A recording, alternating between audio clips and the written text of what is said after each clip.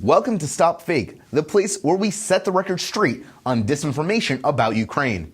I'm Romeo Kokriatsky, and this week's edition of Fakes and Manipulation include lying claims about new EU visas, sex worker information that never was, NATO nuclear power plant security for Ukraine, and a crooked economic forecast that ignores all of the positives. So let's get to it. Russia's Kommersant declared last month that Europe was restoring the visa requirements for Georgia. Pro-Kremlin site Ukraina.ru and others quickly followed suit, adding that Ukraine would be next.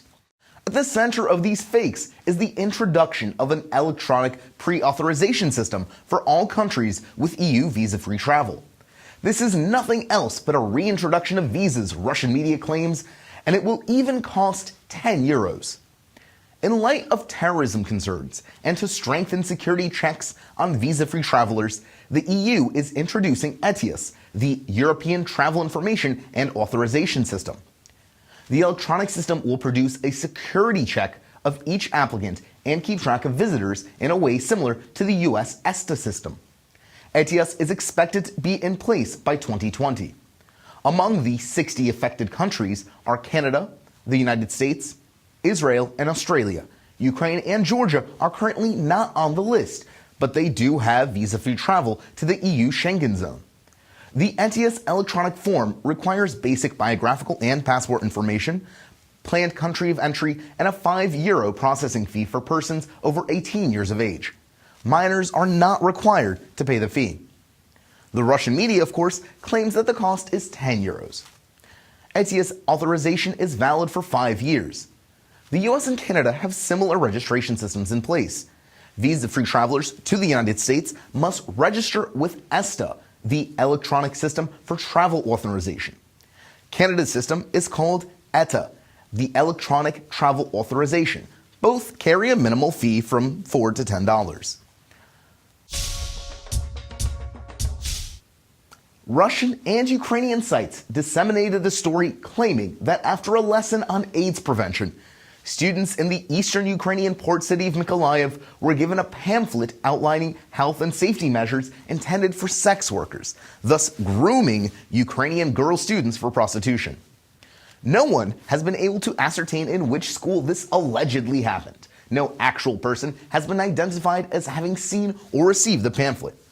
Mykolaiv city authorities canvassed all of the city's 53 schools and concluded that no such lesson occurred and such pamphlets were never distributed. Yulia Dorokova, the director of an NGO Legal Life, which works to protect Ukraine sex workers, said that the group had never encountered such a pamphlet and called the story and the leaflet outright fakes. The 10-page pamphlet was first posted by a teacher from a Russian-occupied Crimea on a Russian aggregator site in early October, claiming a colleague had found it amongst old school documents. In Ukraine, the item first appeared in the local Mykolaiv portal Svidok.info, claiming that the grandmother of a student from the school where the pamphlets were distributed as the source. The author of the Svidok story declined to be publicly identified, refused to tell StopFake in which school the alleged incident occurred, and admitted that he himself did not visit the school to check on the veracity of the claim. Sergei Vanenkov, the director of the Mykolaiv Unitas Drug and HIV Prevention Fund, called the entire story a fake aimed at discrediting Ukraine. Mykolaiv Deputy Mayor Yevgen Shevchenko attempted to lay this fake to rest by conducting a citywide school investigation. He found that no such lesson was held in any of the city's 53 schools and pointed out that the lessons outside the official curriculum must be approved by both the school principals and parents' committees. One of the most prolific sources of anti-Ukrainian fakes and manipulative disinformation, pro-Kremlin site Ukraina.ru claims Kyiv is appealing to NATO for help with security for Ukraine's nuclear power plants. The story is based on an actual Ukrainian government statement on energy security cooperation, but Ukraina.ru's claim is nowhere to be found in that statement. Ukraine's Deputy Prime Minister for European Integration, Ivana Klimpoush-Chintzadze, announced recently that Ukraine would join the NATO Energy Security Center of Excellence, launched in Vilnius, Lithuania in September.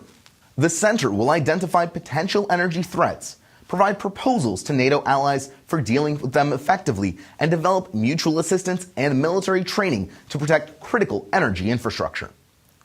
Ukraine's statements outlining plans for joining the center was issued in the wake of an October NATO-Ukraine meeting on training aimed at protecting critical electricity infrastructure. Ukraine is looking to NATO for training and not for protection of its nuclear power plants, as the Ukraina.ru headline falsely claims. Since Ukraine stopped importing gas from Russia, Kremlin propaganda has produced an incessant amount of fake stories, claiming that Ukrainian nuclear power plants were unsafe and posed a great environmental danger for Europe. Russian pro-Kremlin site Ukraina.ru published a story about Fitch Ratings' latest outlook for Ukraine, focusing only on the negative elements and ignoring the country's overall stable forecast.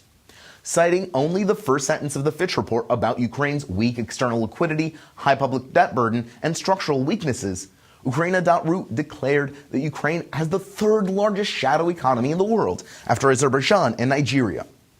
Fitch's reports that Ukraine's international reserves are growing. It has issued $3 billion worth of Eurobonds, and its stable outlook is based on strengthened monetary and exchange rate policy, which is improving macroeconomic performance and domestic confidence. Ukraina.ru completely ignores these salient details. Last month, Russian media disseminated a similar fake, claiming that the Moody's rating agency had determined Ukraine to be the poorest of all post-Soviet states. Moody's had, in fact, upgraded Ukraine from stable to positive based on the country's structural reforms.